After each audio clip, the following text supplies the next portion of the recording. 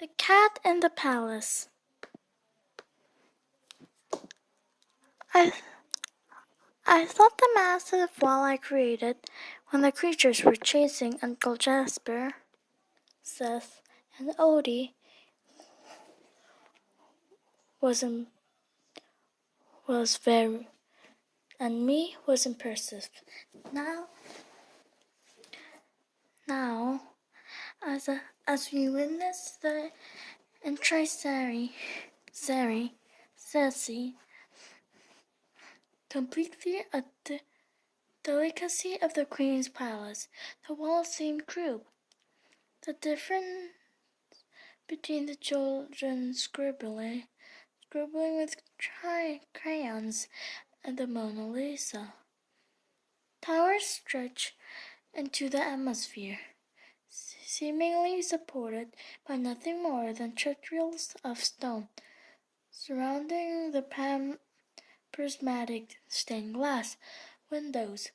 The central building sparks as it flew, as if covered with precious stones.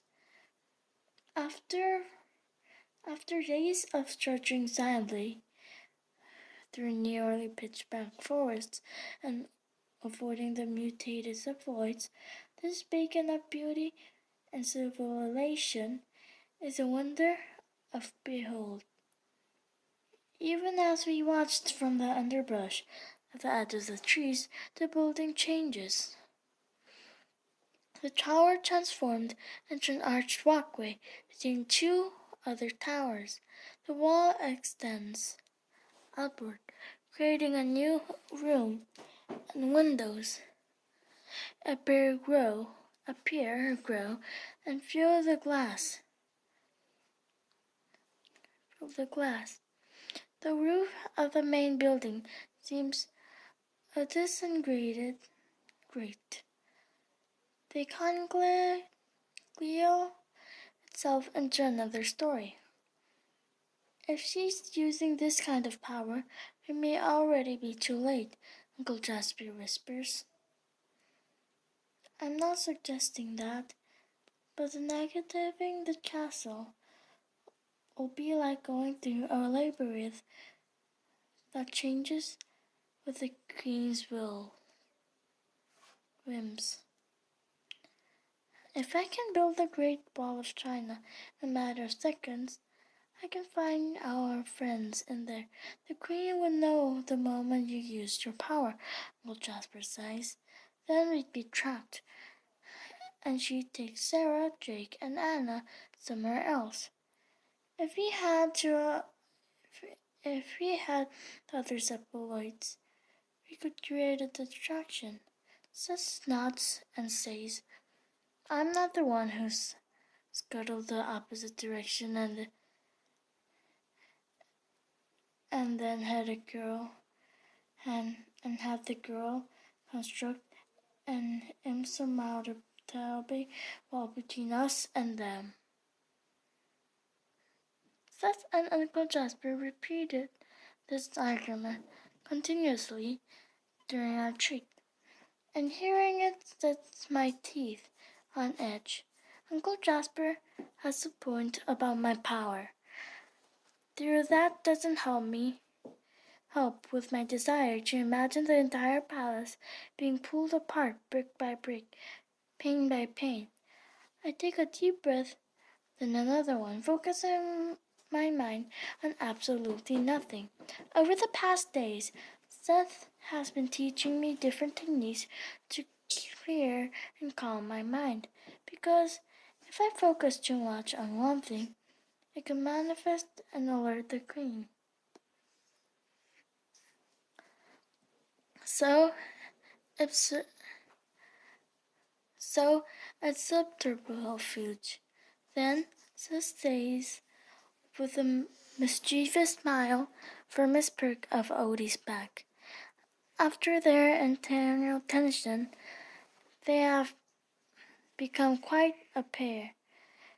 With Seth calling Odie with his mighty steed most excellent, I have already devised a successfully simple strategy. As these structures engage in the transformations, they accidentally become fluid, meaning one could simply pass through or get buried alive. Uncle Jasper snaps. It's too risky. What other choice do we have? I interrupt, my frustration boiling over. Do you have something that would get us in any faster? I could go up and knock on the front door. Uncle Jasper is quiet for a while. Then, as he looks at the ground, finally he says, "Okay, but we go after dark. The Queen may be finished making her modification by then," says Worms. After dark, Uncle Jasper replies firmly, leaving no room for argument. And we go about making ourselves comfortable as we wait for the sun to set. I lie down in a tuft of long grass between two tree roots, and I am soon fast asleep. Uncle Jasper shakes me awake, and I rub my eyes and stretch. Just beyond the tree line, the night sky spreads overhead, but the stars are nothing compared to the shimmering beauty of the palace.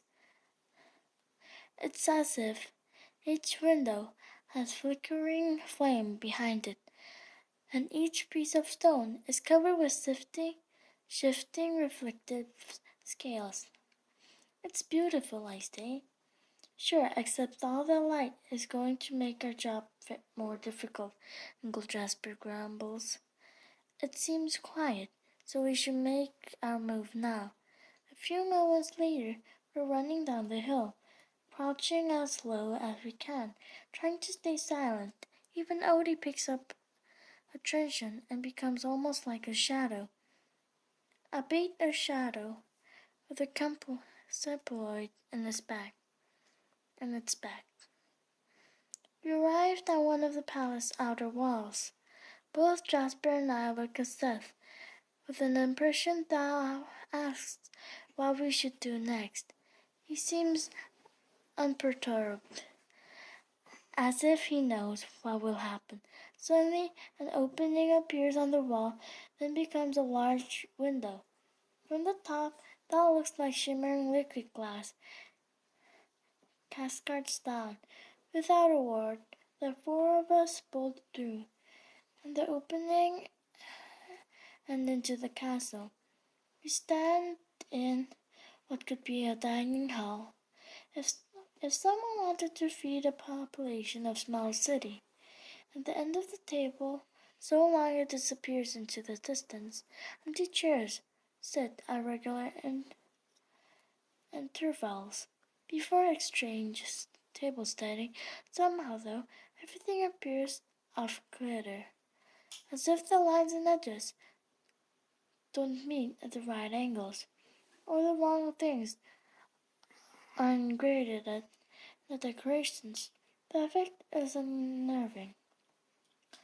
Across the room, we find a thick wooden door held through the iron straps.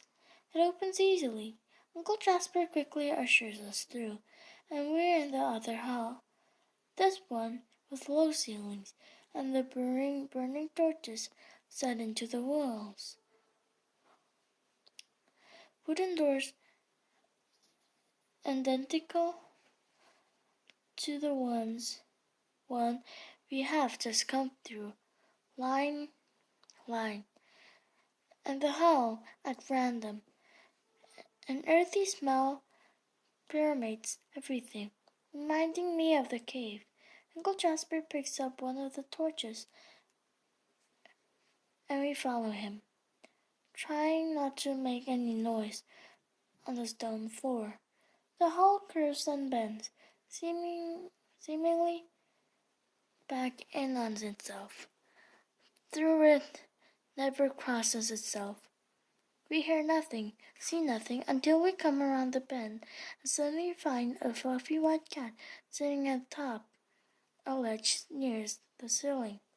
Seth has a retained Odie excitement, by wrapping tentacles around his muzzle, but the dog's confinement whines with imitate.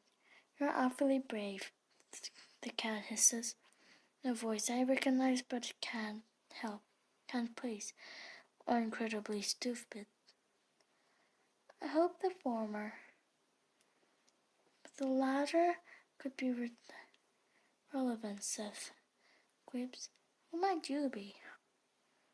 Someone who wants to help you, the cat says. There's something about the way he licks his lips makes his statement unbelievable. If I've been waiting, you should keep moving forward. With the last sentence, something snaps into the place in mine, and I recognize who the cat is. Thomas? Very good, young Quinn. The cat purrs and licks his paws.